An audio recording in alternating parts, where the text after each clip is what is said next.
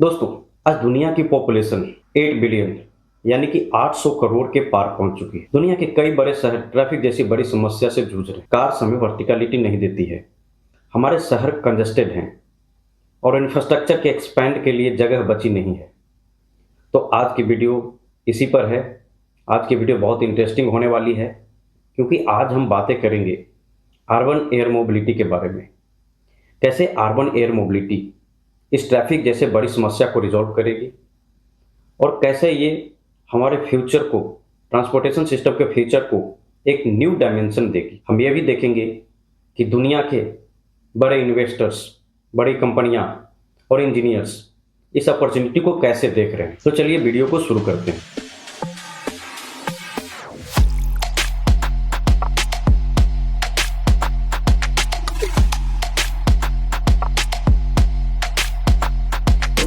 पहले बात करते हैं अर्बन एयर मोबिलिटी की। अर्बन एयर मोबिलिटी होता क्या है, जिसको शॉर्ट में यूएएम कहते हैं। अर्बन एयर मोबिलिटी बेसिकली एक फ्यूचर विजन है एयर ट्रांसपोर्टेशन सिस्टम का। इसमें small automated and electric aircraft का यूज किया जाता है शहर के अंदर ही लोग या फिर सामान को एक जगह से दूसरी जगह तक ले जाने में। इसका मेन ऑब्जेक्टिव है कि स्मॉल एंड लो एल्टीट्यूड पर उड़ने वाले फ्लाइंग व्हीकल्स का यूज करके city traffic, pollution, travel time इसको रिड्यूस करना। इसमें नए तरह के एयरक्राफ्ट, वर्टीपोर्ट्स जहाँ से ईवीटीओल्स टेक ऑफ एंड लैंड करता है, और एक बिल्कुल नए तरह का एयर ट्रैफिक मैनेजमेंट सिस्टम की जरूरत होती है। मॉर्गन स्टैनली की एक रिपोर्ट के मुताबिक अर्बन एयर मोबिलिटी यूएएम 2040 तक एक मासिव 1.5 ट्रिलियन डॉलर यानी कि 1.5 लाख करोड़ की मार्केट बनने वाली है। सोचिए, एक पूरा इकोसिस्टम जमीन से उठकर एयर ट्रांसपोर्टेशन यानी कि 3D ट्रांसपोर्टेशन में शिफ्ट हो रही है। जब हम फ्लाइंग कार की बात करते हैं तो टेक्निकली हम ईवीटीओएल यानी कि electric vertical take off and landing vehicle की बात करते हैं, पर इंजीनियरिंग वाइज सब एक जैसे नहीं होते। ग्लोबल मार्केट में 3 मेन डिजाइन डोमिनेट कर रहे हैं। पहला है वेक्टर थ्रस्ट। ये इंजीनियरिंग की पीक है। जॉबी और आर्चर जैसे बड़े जायंट्स इस मॉडल को अपने प्रोटोटाइप डेवलपमेंट में यूज कर रहे हैं। इस मॉडल में जो रोटर्स होते हैं वो टेक ऑफ के टाइम पे वर्टिकल होते हैं और क्रूज के टाइम पर टिल्ट होकर हॉरिजॉन्टल हो जाते हैं। ये टेक्नोलॉजी बहुत एडवांस होती है जो फ्लाइंग व्हीकल्स को हाई स्पीड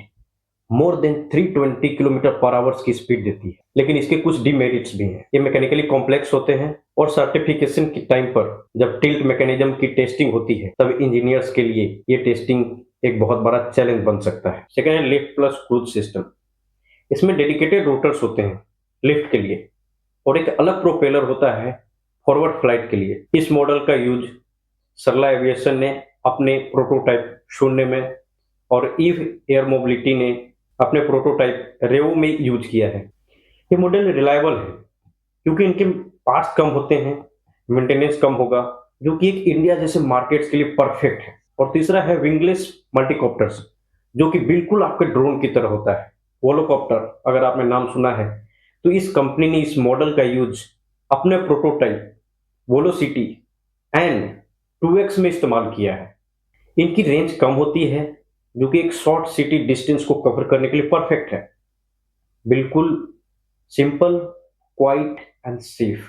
इनके अलावा कई और बड़ी कंपनीज हैं जो कि इन टेक्नोलॉजीज का यूज करती है अपने प्रोटोटाइप डेवलपमेंट में, जैसे कि लिलियम जो कि एक रोटर बेस्ड मॉडल को यूज करती है, एंड स्काई ड्राइव जो कि ड्रोन बेस्ड मॉडल को यूज करती है अपने प्रोटोटाइप में। हमने फिजिक्स समझ ली, हमने कुछ कंपनियों के बारे में भी जाना जो डिफरेंट डिफरेंट मॉडल्स पर काम कर रही है, पर असली सवाल अभी भी वही है, ट्रैफिक का क्या।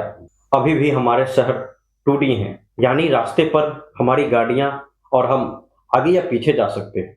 यहीं पर अर्बन एयर मोबिलिटी का रोल आता है।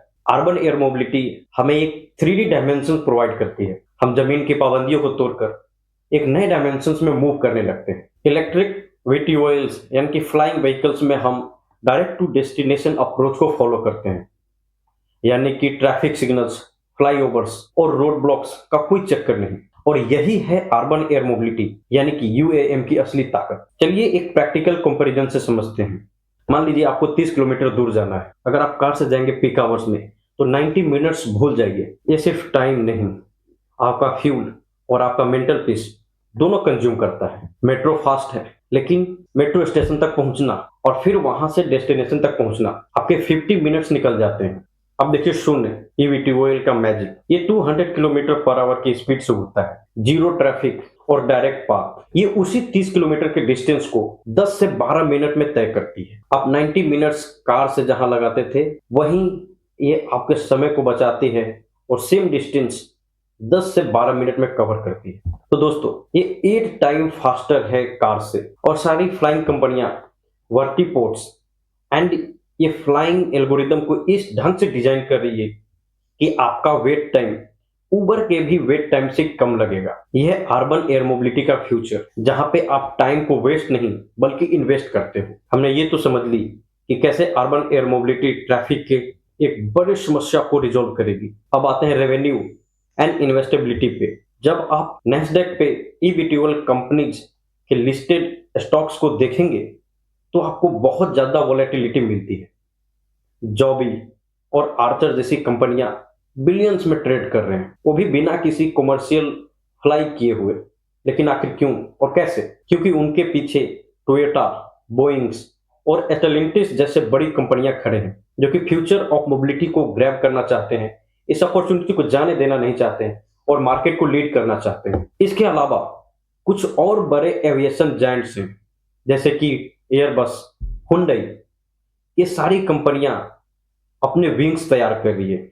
इनका गोल सिर्फ प्लेन को बनाना और बेचना ही नहीं, बल्कि infrastructure as a service provide करना भी है। ये तो रही दुनिया की बात। अब इंडिया, यानी कि हम कहाँ हैं इस रेस में? हम पीछे नहीं हैं। सरला एविएशन, जो कि एक बेंगलुरु बेस्ड स्टार्टअप कंपनी है, इन्होंने बेंगलुरु एयरपोर्ट के साथ में टाई अप किया है। इन्होंने निखिल कामत और एक्सेल जैसी बड़ी कंपनियों से फंडिंग भी उठाई है। यही नहीं, सरला एविएशन आंध्र प्रदेश की गवर्नमेंट के साथ मिलकर 1300 करोड़ की एक स्काई फैक्ट्री आंध्र प्रदेश में सेटअप करने जा रही है।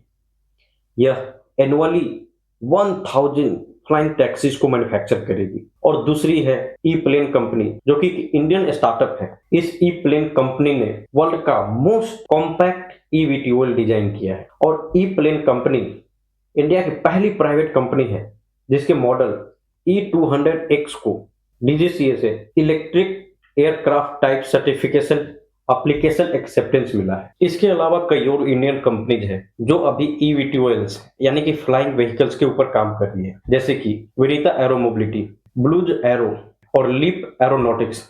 इनसे ये पता चलता है कि हम पीछे नहीं हैं, बल्कि हम भी दुनिया के रेस में हम दुनिया के लो कॉस्ट प्रोड्यूसर्स बन सकते हैं। हमारी टैलेंट और मैन्युफैक्चरिंग कैपेबिलिटी इस ईवीटीओएल प्राइस को नीचे लाएगी। लेकिन इस पूरी इंडस्ट्री, फ्लाइंग व्हीकल्स या बोलो फ्लाइंग टैक्सी या ईवीटीओएल्स, अर्बन एयर मोबिलिटी, इन सब का एक बहुत बड़ा चैलेंज है और वो है बैटरी इश्यू। आप जब भी इन फ्लाइंग कार्स के रेंज को देखोगे या फिर फ्लाइंग टाइम को देखोगे तो आप पाओगे कि ये बहुत बड़ा चैलेंज है। इस चैलेंज के बारे में और डिटेल में हम समझेंगे नेक्स्ट वीडियो में, जिसमें हम बातें करेंगे कि ये बैटरी इशू कितनी बड़ी है और क्या क्या चैलेंजेस है, एनर्जी डेंसिटी क्या होता है, और जेट फ्यूल जो कि एरोप्लेन में यूज होता है उसकी एनर्जी डेंसिटी क्या होती है, और हमारी जो लिथियम बेस्ड बैटरीज होती है उसकी एनर्जी डेंसिटी क्या होती है। इन सब के बारे में और डिटेल में समझेंगे।